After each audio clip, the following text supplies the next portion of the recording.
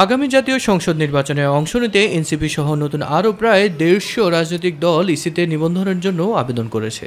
এর মধ্যে জাতীয় নাগরিক পার্টি এনসিপি রাজনৈতিক দল হিসেবে নিবন্ধনের জন্য নির্বাচন কমিশনে আবেদন করে জাতীয় ফুল শাপলা প্রতীক। এরপর থেকে বিষয়টি নিয়ে চলছে আলোচনা।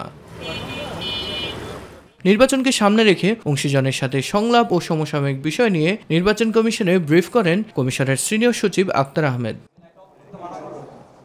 ব্রিফিংয়ে এনসিপির প্রতীক সংক্রান্ত সাংবাদিকদের এক প্রশ্নের জবাবে তিনি বলেন, কমিশনে 115টি প্রতীকের মাঝে শাপলা না থাকায় দলীয় প্রতীক হিসেবে এনসিপি শাপলা পাওয়ার সুযোগ থাকছে না।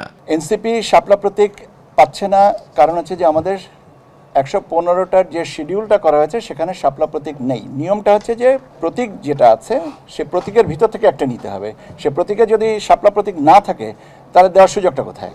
ইসি সচিব জানান, 28 সেপ্টেম্বর থেকে সুশীল সমাজ, শিক্ষক, নারী নেত্রী, সাংবাদিক, রাজনৈতিক দল ও নির্বাচন বিশেষজ্ঞদের সঙ্গে ধারাবাহিক সংলাপ শুরু করবে নির্বাচন কমিশন। শিক্ষাবিদ, নারী নেতৃবৃন্দ, প্রিন্ট অ্যান্ড ইলেকট্রনিক মিডিয়ার সাংবাদিক বৃন্দ, রাজনৈতিক দল, নির্বাচন বিশেষজ্ঞ, জুলাই যোদ্ধা, এনাদের সাথে আমরা পর্যায়ক্রমিকভাবে আমাদের আলোচনাগুলো শুরু করব এবং আমরা প্রাথমিকভাবে কমিশন সিদ্ধান্ত নিয়েছেন যে 28 তারিখ থেকে করা হবে। এদিকে দুপুরে অপর এক সংবাদ সম্মেলনে জাতীয় নাগরিক পার্টির আহ্বায়ক নাহিদ ইসলাম বলেন, শাপলা প্রতীকে আইনগত কোনো বাধা নেই। এই প্রতীক নিয়েই দলের নিবন্ধন চায় তারা।